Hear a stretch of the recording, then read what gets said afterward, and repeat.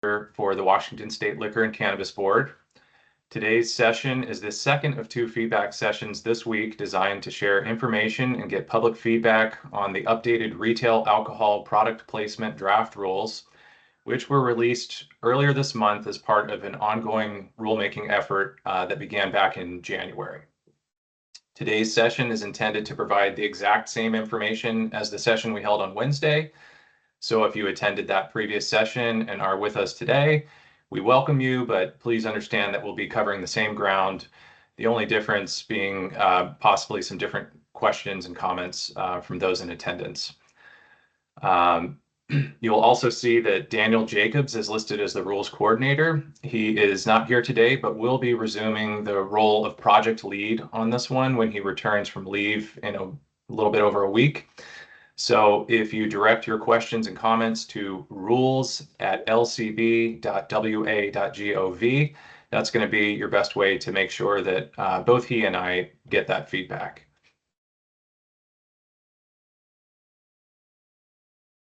Our objective is to obtain public feedback on updated draft rule language for the retail alcohol product placement rulemaking. And once again, there's that email address to rules@lcb.wa.gov. That's going to be the best place to give us any questions or comments. And before we get started, just a few housekeeping notes. During the meeting, please keep the following in mind. These sessions will be recorded and are subject to public disclosure. The purpose of the recordings is to make sure we collect all feedback, and these recordings will be posted on the rules webpage.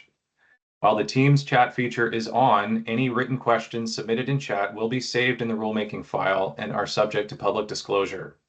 Questions and comments in the session's team chat will not be responded to in real time, but will be addressed at the end of the session, time permitting.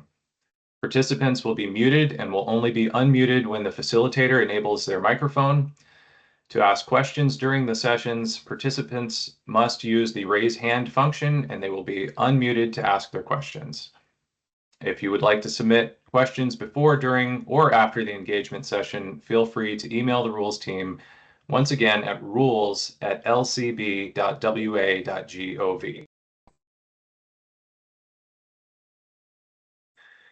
And before we get into the updated draft rule, people are always interested in knowing where we are in the process. So we're going to take a quick look at the timeline. You can see here that back on January 15th, we filed the CR 101. That's the pre-proposal statement of inquiry. And that's our official notification that we are considering rulemaking on a particular topic. Along with that, we issued a preliminary draft rule. And then in March, we held 2 stakeholder engagements to discuss that draft rule and get feedback from stakeholders. And we're doing that again today, as we did on Wednesday, in response to a second draft that we released earlier this month, which contains several changes in response to the stakeholder feedback that we've received thus far. So from here, we're tentatively looking at filing a CR 102 on November 5th. That's our official rule proposal. And that would trigger an official public comment period between November 5th and December 11th, culminating in a public hearing on December 11th. And assuming that no substantive changes needed to be made at that point, we would be prepared to file a CR 103 to adopt the rule on January 7th, 2026, which would mean that the rule would be in effect 31 days later on February 7th of 2026. So let me stress that this timeline is tentative, and based on some of the really constructive feedback that we received on Wednesday, I think it's fair to say that the draft we're sharing today will not be the final draft. But at the same time, I don't think we're too far off from where we want to be at this point. Given that there's no legislative mandate for this rulemaking and consequently no hard and fast deadline, we have the liberty to take as much time as necessary to get it right. Um, and that being said, this is important to us, and we want to keep the forward momentum that we've got going on this project. And we're confident that we can have rules in place in early 2026.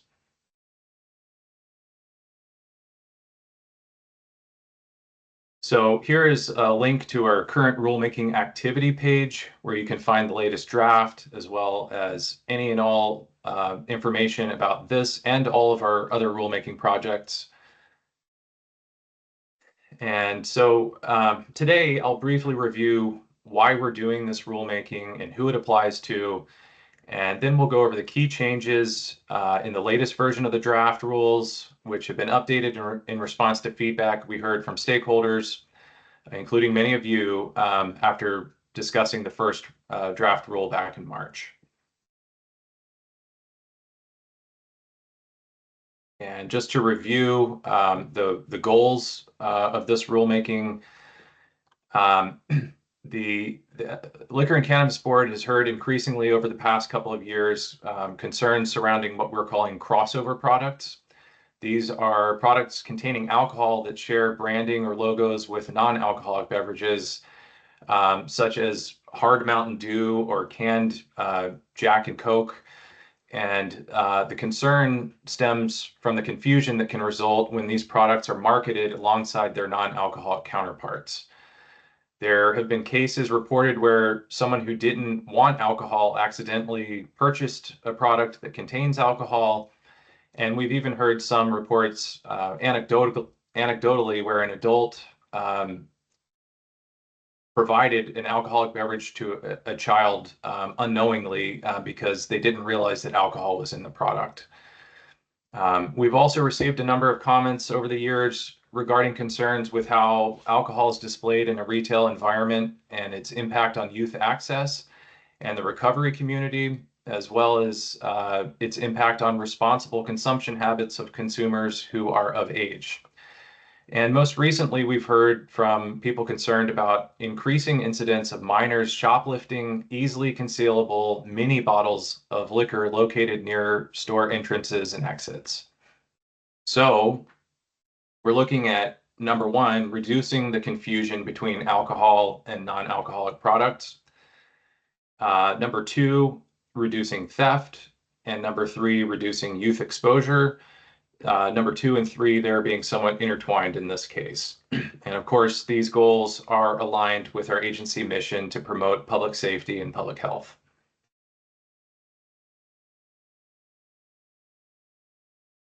So we'll get into the draft shortly here. But first, I just wanted to review a few of the examples of the kinds of things that we're concerned about.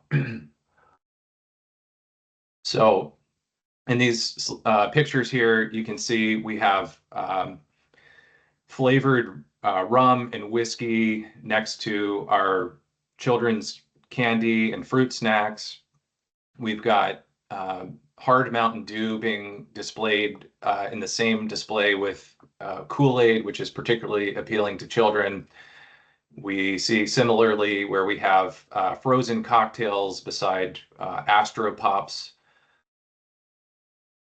We've got a wine display next to a candy aisle here. We've got ready to drink cocktails next to fruit by the foot and fruit snacks and that sort of thing, as well as other candies. We can see here a freestanding display of mini bottles of Jack Daniels and Jameson whiskey. We have a floor display with buzz balls, which would be particularly accessible to shorter people, including children there. We've got open display of bins of mini bottles on a countertop. And then we see what appears to be a Christmas-themed display with peppermint vodka and a number of candies with cartoons on them and that kind of thing. And then we see Hot Wheels being displayed immediately above Hard Mountain Dew and within close proximity to what appears to be regular Mountain Dew.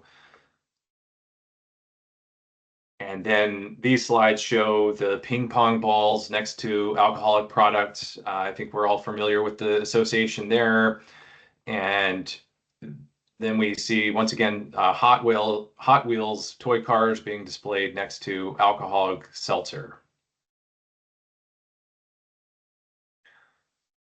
So those were just a few of the examples of things that people were concerned with that kind of elicited this rulemaking effort.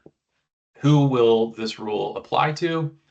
We're looking at specialty shops, grocery stores, and spirits retailers. So there are a few different licensing variables there, but those are the three types of licensed entities that we're targeting with this rulemaking.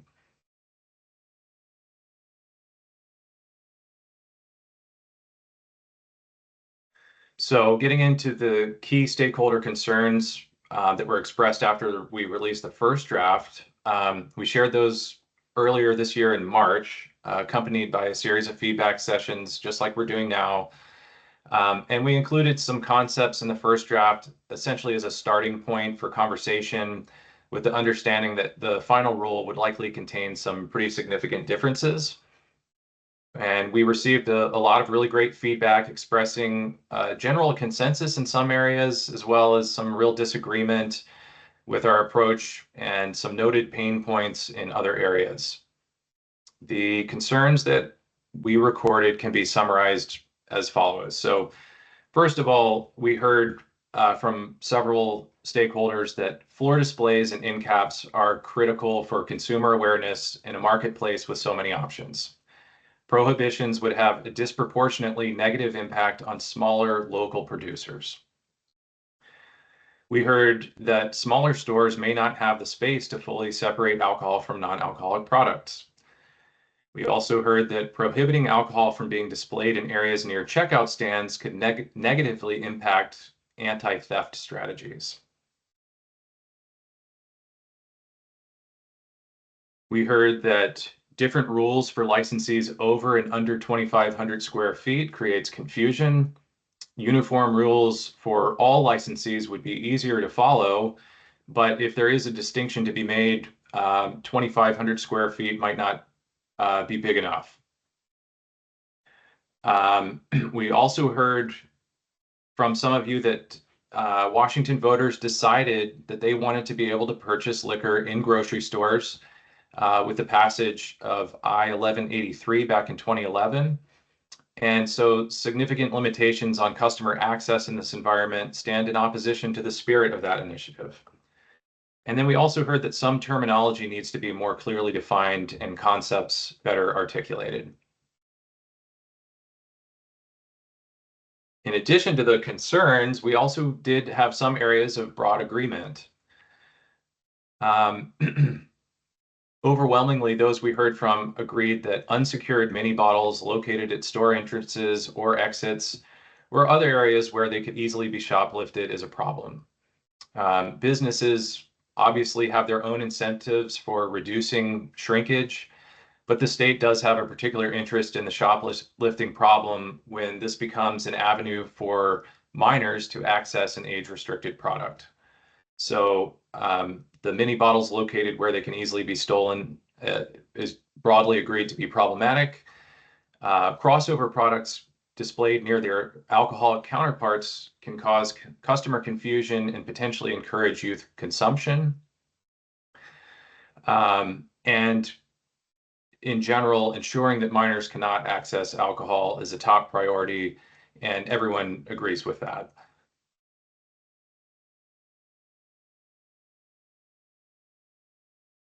So in response to the feedback that we heard, we made several changes. First, we recognize that there are just some fundamental logistic and spatial differences between a corner convenience store and a full-scale grocery store, for example. So while we wanted to simplify the rules to be easier to follow, we still wanted to carve out certain accommodations for smaller stores given their limited space. So we restructured the rule to apply to all specialty shops, grocery stores, and spirits retailers, with additional accommodations for those under 5,000 square feet. Secondly, we also heard from many stakeholders within the industry who are seeing a significant decline in sales, reflective of broader societal trends towards more moderate alcohol consumption in general. And overwhelmingly, producers rely now more than ever on in-store displays, including end caps, to stay relevant in such a competitive marketplace. So we removed language broadly prohibiting any alcohol in end caps and displays, but we did keep the limitations on crossover products being displayed next to their non-alcoholic counterparts. And then we eliminated the prohibition on alcohol displays near point of sale or checkout. And that goes back to the comments that we heard about how some stores display alcohol near the checkout stands as a specific anti-theft strategy. And so we didn't want to stand in the way of industry best practices there.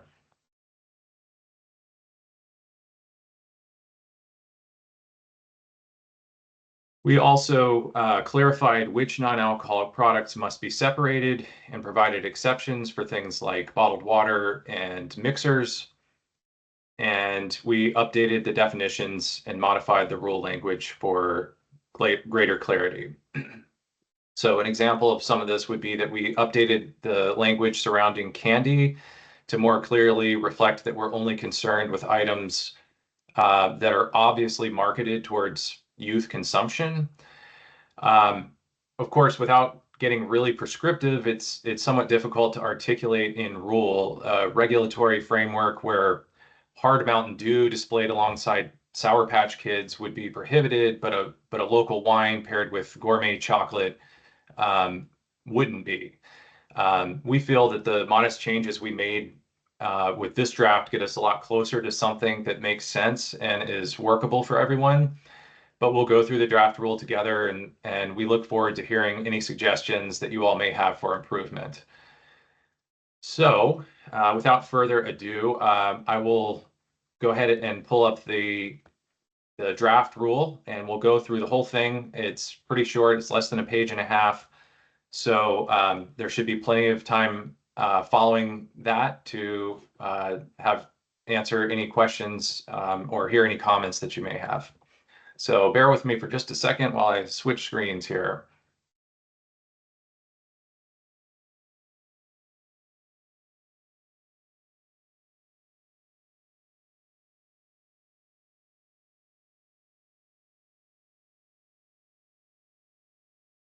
Okay, I'm gonna try to get this big enough so everyone can see it all right. All right. So, like I said, we restructured things a little bit. We moved the definitions to the front. That's kind of more standard you'll see in most rules, and it just makes sense to kind of understand what we're talking about before going into the requirements. Additionally, we added a definition for crossover product because this is a primary concern of the rule. It wasn't clearly defined previously. So crossover product means alcohol products containing the same or similar brand name, logo, or packaging as a non-alcoholic beverage. We kept the same definition for end cap.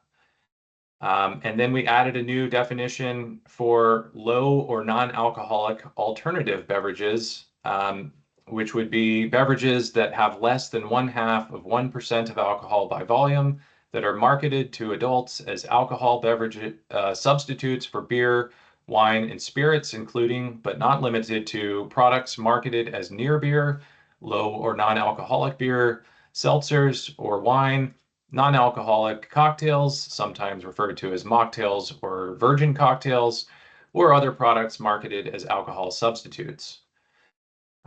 We have the definition for mini bottle, which is the same as the first draft, as well as reasonably secured, meaning including but not limited to the following: individual theft prevention devices attached, secured behind the counter, secured in a locked cabinet, or secured in a manner out of reach of shoppers. And then in section 2 here, we get into the application.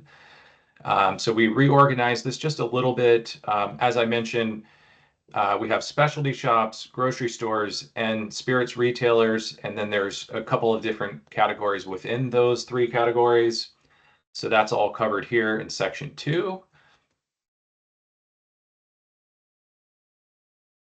And then getting into section 3, specialty shops, grocery stores, and spirits retailers must comply with the following. So we eliminated a bifurcated rule with 2,500 square feet being the dividing line there. And we just made the rules apply to everybody. But as you'll see, there are some accommodations at the end of the rule for stores that are 5,000 square feet or smaller. So 3A1, no liquor products containing 0.5% of alcohol by volume or more may be displayed next to the following. You've got soft drinks, soda, fruit juice, energy drinks, liquid tea, flavored water, candy marketed for youth consumption, food with cartoon or youth-oriented images, toys, games, and related gear, and items marketed for youth consumption. Then moving into 3A2, the following may be displayed next to liquor products containing 0.5% of alcohol by volume or more. That would be A, low or non-alcoholic alternative beverages, which we defined above, and B, bottled water. Then under A3, the following liquor products containing 0.5% of alcohol by volume or more are not subject to the restrictions above in A1 of this subsection. And so that carves out an exclusion for products commonly known as mixers, for spirituous liquor, bitters, and cooking wine. Moving into 3B, crossover products will not be displayed in the same aisle as their non-alcoholic counterpart. 3C, crossover products must not be displayed on end caps or freestanding displays unless the aisle or broader area of the retailer is dedicated solely to the sale of alcohol. 3D, mini bottles of liquor must be reasonably secured at all times. And we did have that definition of reasonably secured above. And then in 4 is where we get into the accommodations for the smaller stores, specialty shops, grocery stores, and spirits retailers with premises under 5,000 square feet must comply with the following. A, the requirements in subsection 3, B, C, and D of this section. And then B1, liquor products containing 0.5% of alcohol by volume or more will be physically separated from the items listed in subsection 3A1A through I of this section. And then finally, we have an accommodation there. A licensee may comply with B1 of this section if liquor is in the same display unit as the items in subsection 3A1A through I of this section, if a sign is placed in a clearly visible place that reads, "These products contain alcohol and are available for sale to people 21 years of age and over." And then 5, we refer to the penalties, which is the same as the initial draft there. So again, that's it's pretty short and sweet. It's less than a page and a half here. That's the rule.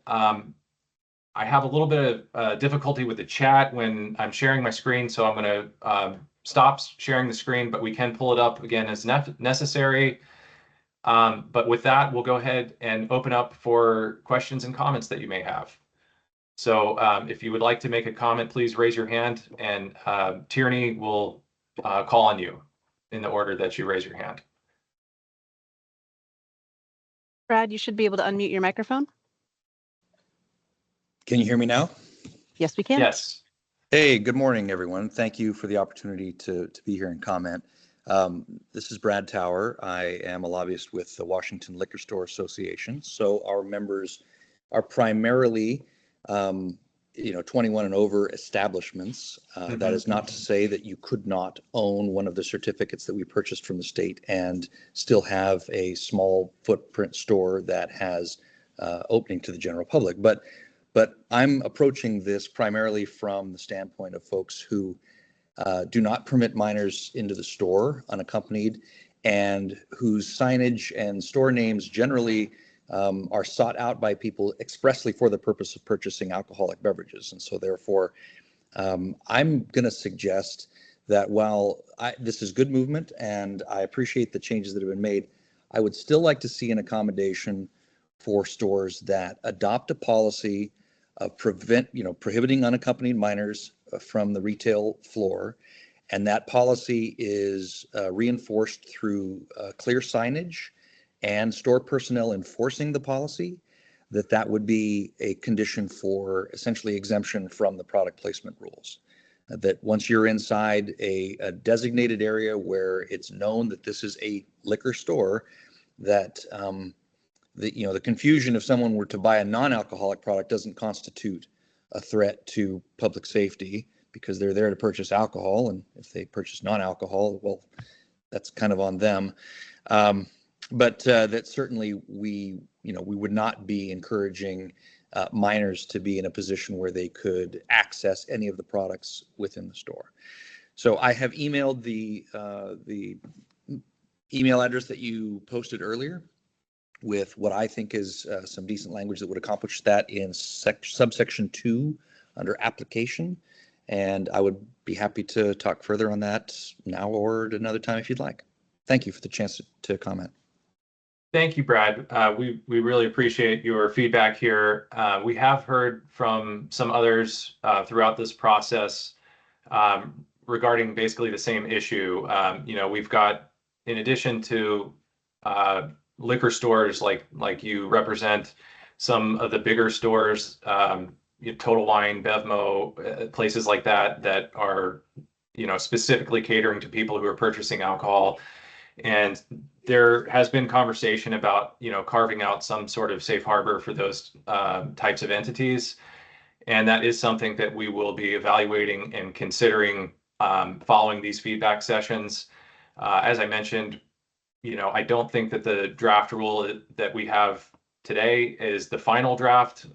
We're getting a lot closer, but that's something that we're going to look at as we make our way towards a final draft. And we really appreciate if you said you provided specific suggested language. That's really helpful for us. So we'll take a look at that and see if that makes sense to implement in the final rule. Thank you.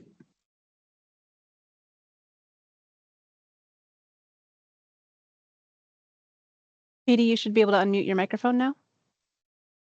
Thank you, Tierney, and thank you, Kevin, for the awesome presentation. Katie Beeson here on behalf of the Washington Food Industry Association. So we represent convenience stores and the independent grocers across the state. We really appreciate the changes that have been made to these draft rules. I think they're substantially better than the first draft we saw. And so thank you all for incorporating so many of our thoughts and considerations. First of all, we would love to echo Brad's comments about potentially creating some exemptions for stores that exclusively sell alcohol products or don't allow unaccompanied minors. We do have members that fall into that category. And so I think there are some opportunities there to make some changes to the rules. And it sounds like, Kevin, you're already having those considerations. We did have our contract lobbyist attend Wednesday's call, and so I apologize if some of these comments are duplicative, but we do think that there needs to be some clarification under 5,000 square feet for what is allowable in aisles and on end caps. So oftentimes you may see, just due to square footage requirements, wine on one side of the aisle and then maybe something like cereal on the opposing side of the aisle. So when you're walking through it, something on the left and something on the right. And we'd love to know, in the eyes of the LCB, what kind of exemption would be needed for that, and if we would need specific signage, just because cereal often could be targeted at minors, and then obviously wine is not. And so what does that look like? And do we need further clarification, or would the signage exemptions in the current rule cover our bases there? And then what I guess when you're looking at a store under 5,000 square feet, would there end up being signs everywhere based on these new rules? And so I think that maybe a little bit more flexibility would be helpful. And happy to work through offline what that flexibility may look like.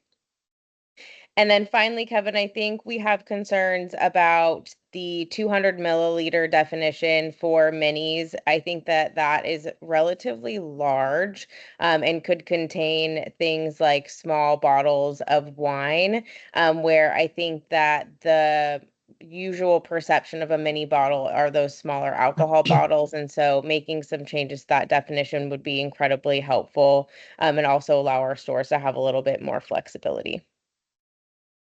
Thank you, Katie. We really appreciate that feedback.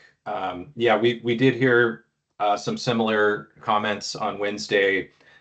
The idea was that signage would be able to, accommodate a smaller store where the example that you provided with cereal on one side of the aisle and liquor on the other, if they were in that close of proximity, a sign would suffice in that type of environment. But if the rule isn't really clear there, we certainly want to look at ways that we could make it more clear for those licensees. Again, any suggested language or anything that you might offer would be greatly appreciated there. And then we also heard regarding the 200 milliliter bottles, there are some wine producers that they feel like, that's not really the intended target of this rule. And so we are going to be looking at that to determine whether we want to amend that 200 milliliter threshold to something different based on the comments that we've received. So thank you for that.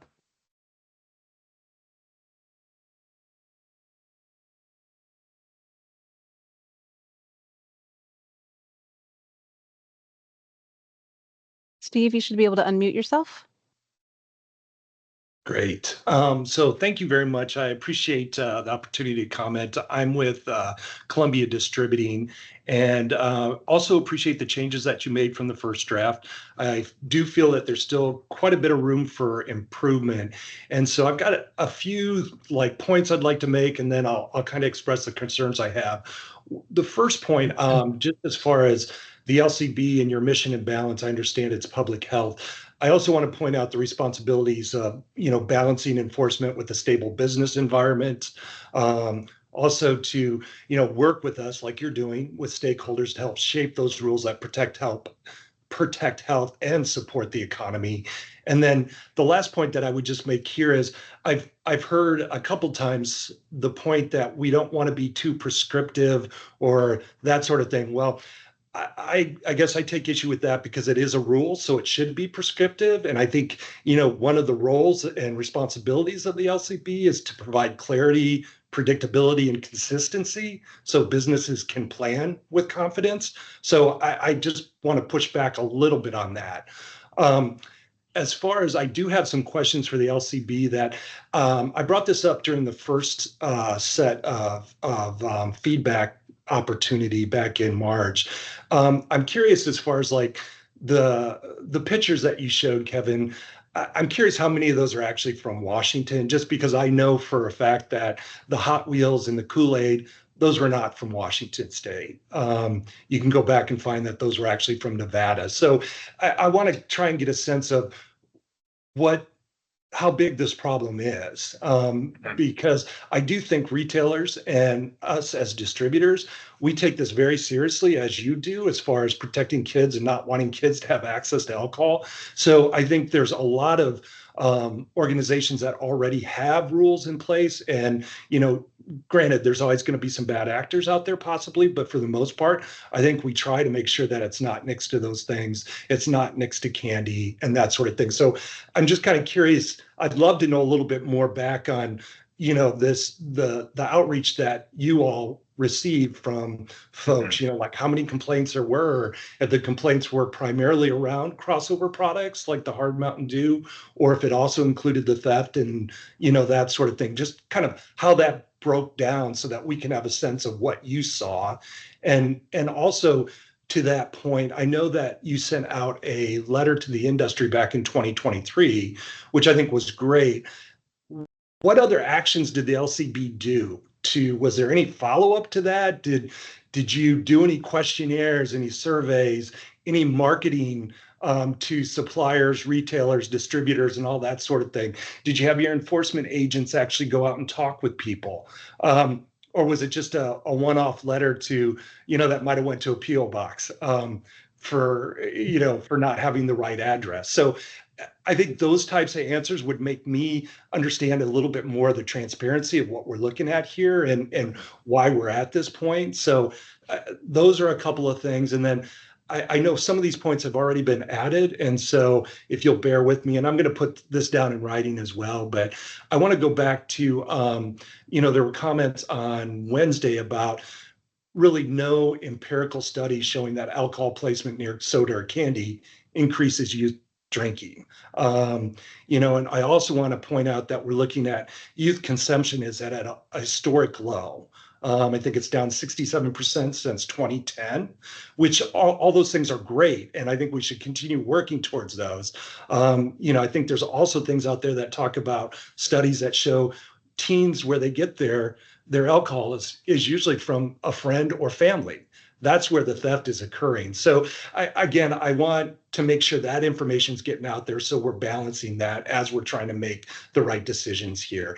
And then the final point that I just asked about that is, I think there was discussion on Wednesday about a financial impact and what that might look like. So not only to suppliers and retailers and distributors, but also to the state when you start to look at the fiscal forecast that we just got. This could be a hit to the state at a time when we're looking for money. So I wanted to highlight those things. And then the next point I wanted to bring up is, and again, Kevin, I think you said this on Wednesday about being minimally prescriptive approach. And I would just point out that all the other states that have rules around these crossover products, it is basically they prohibit adjacency and there's clear signage. That's it. So if we're really going for that minimally prescriptive approach, I think you've got that in Illinois, you've got that in Missouri, Nebraska, Pennsylvania, Virginia. I think Michigan is looking at it. All of those are basically just about you can't have hard Mountain Dew next to regular Mountain Dew. And then, having a sign up in a smaller store. So I just want to highlight that. I think maybe there's some best practices that we can look at there that are going to help take care of the issue, but they're not going to harm retail suppliers and distributors at it. So, and now to get just kind of into the concerns with the revised proposal. Again, I've got some real concerns with just the ambiguous terms of youth-oriented and toys. It was mentioned earlier that I'll know it when I see it.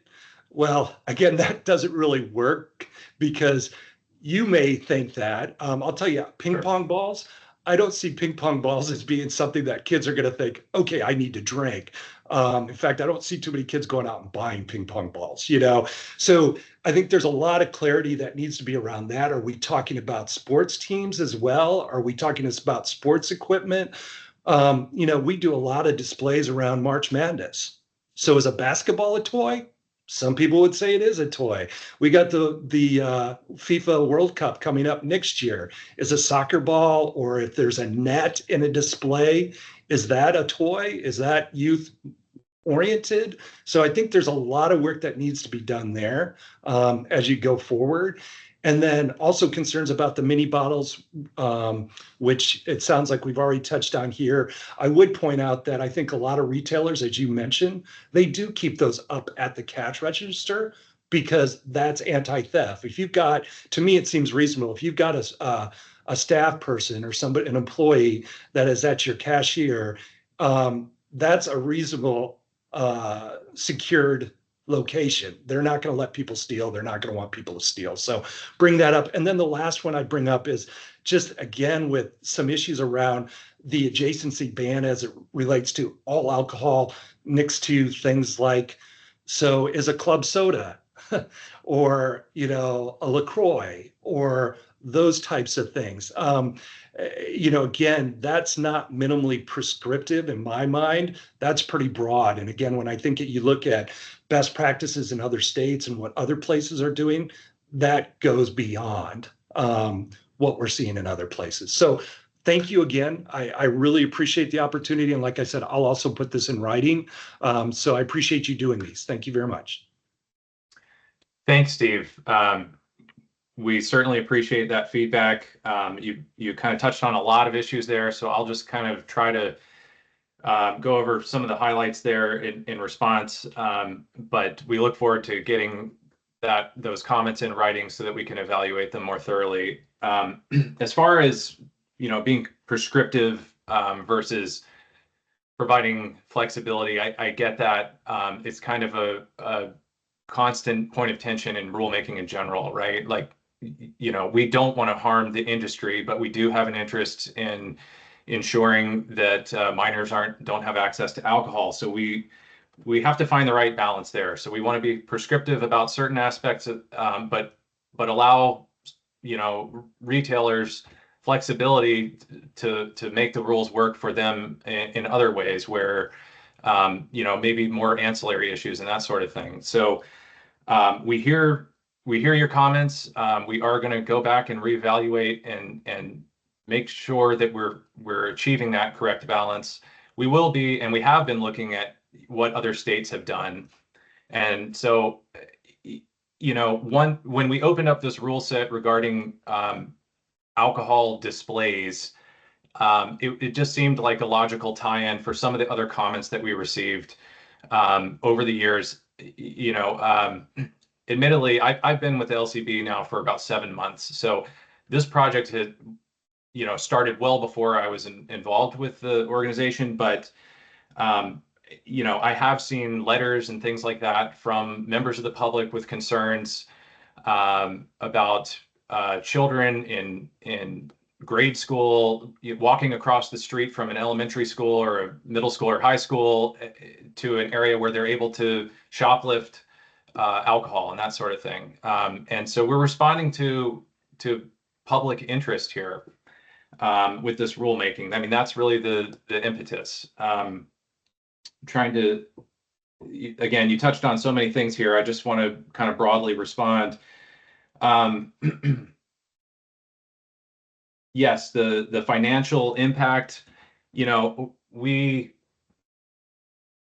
looking at low, things that we feel are low impact that are not going to cost retailers or producers. And we've responded with the second draft because we heard concerns about that. So we were trying to find ways to work with the industry to be minimally impactful in terms of the bottom line and subsequently tax revenues for the state. I mean, we're in this huge state budget crisis, and so those kinds of things matter too.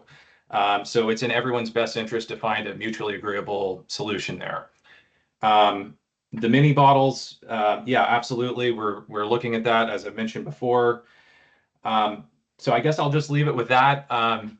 And again, we look forward to getting your comments in writing, and we can respond to each and every point that you have more thoroughly when we do that. But we thoroughly appreciate your engagement here. It's critical to hear from you and folks like you representing groups that you do in order to achieve rules that hit the right balance. So thank you.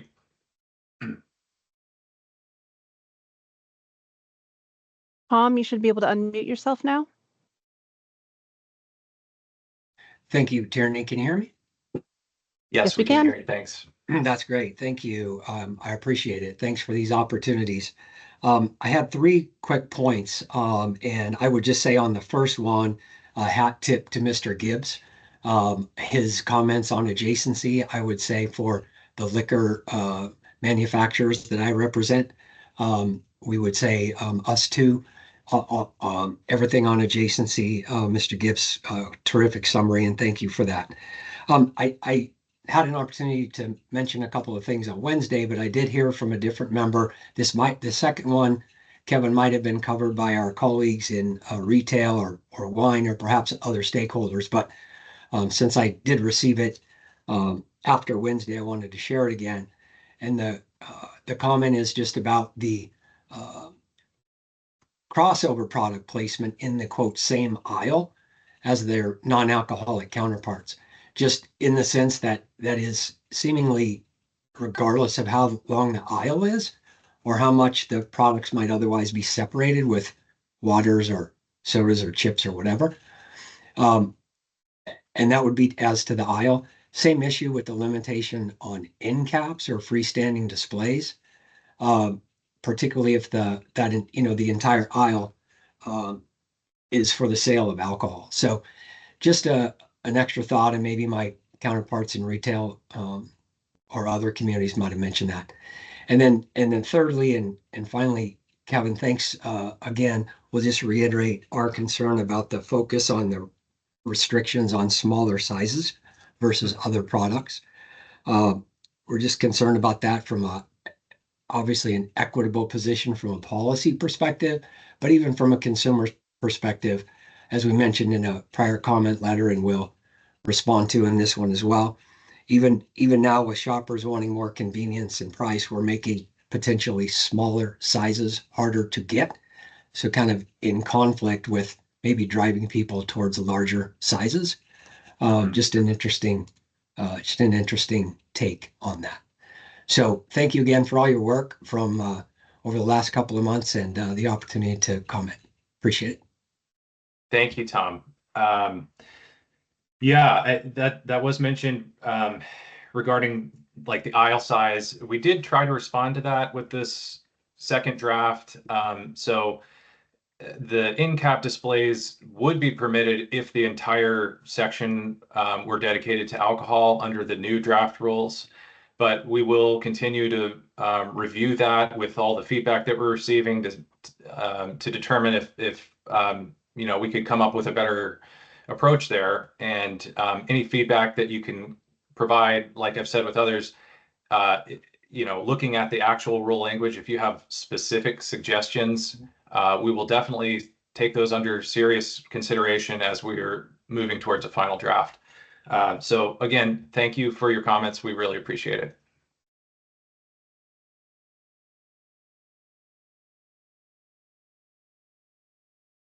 Marion, you should be able to unmute now.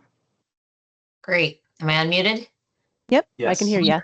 Thank you very much. So hi, everyone. Marion Daca. I'm the contract lobbyist for the Northwest Grocery Retail Association.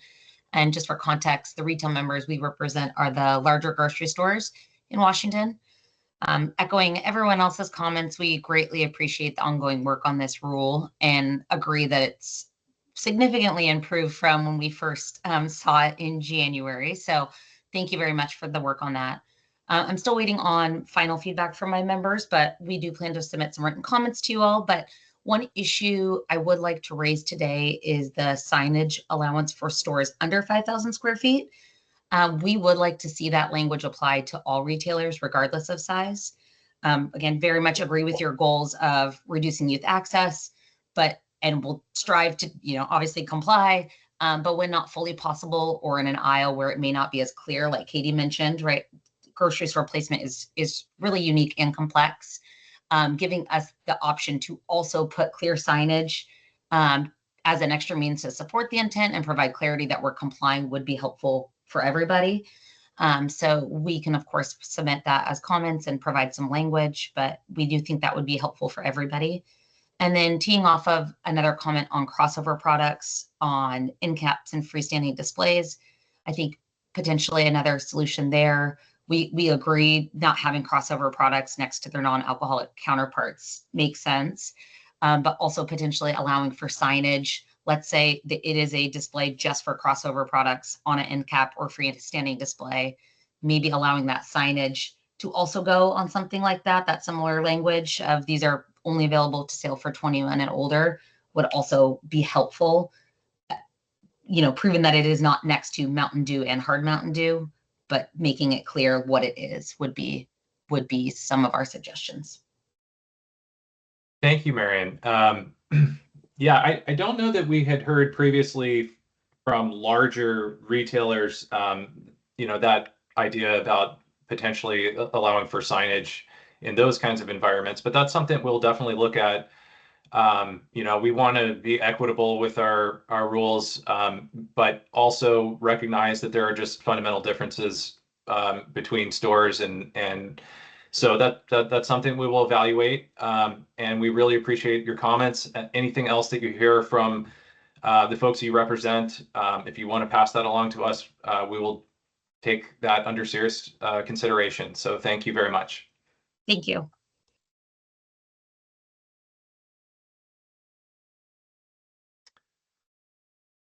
All right, I don't see any other hands up currently. I did want to go back to just one comment. I believe Tom asked or mentioned that the photographs were not from Washington. As far as I'm aware, those were all provided by people in Washington. I don't know. I can't verify that every single photograph was in the state of Washington, but I do know for a fact that several of them were. Some of them were taken by staff that I work with, and so I know that. So we are seeing these kinds of issues in the state of Washington. If some of those photographs were from outside, I don't know, but I just wanted to clarify that point as well. So we'll give it just another minute or so in case anything comes to mind with everybody here today. And while we're waiting, I'll just pull up the final slide of the presentation here with our contact information again, so that everybody has it.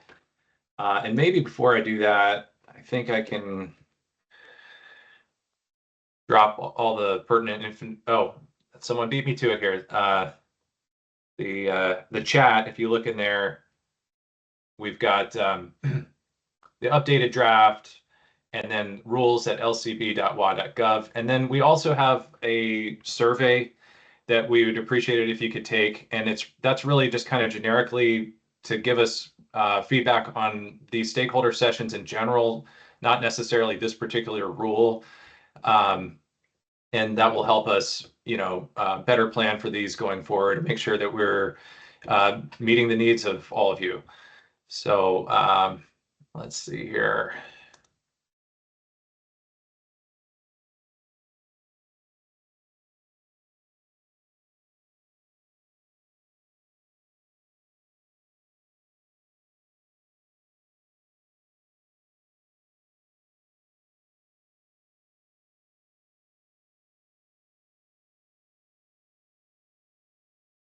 Mark.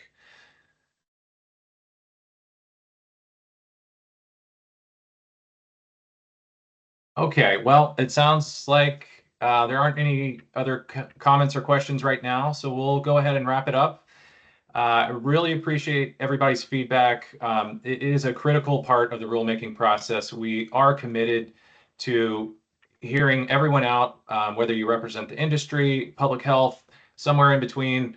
We want to hear from you so that we can find the right balance in the interest of all Washingtonians. So thank you for your participation, and we look forward to hearing from you all further. I hope you all have a fantastic weekend. Thank you so much.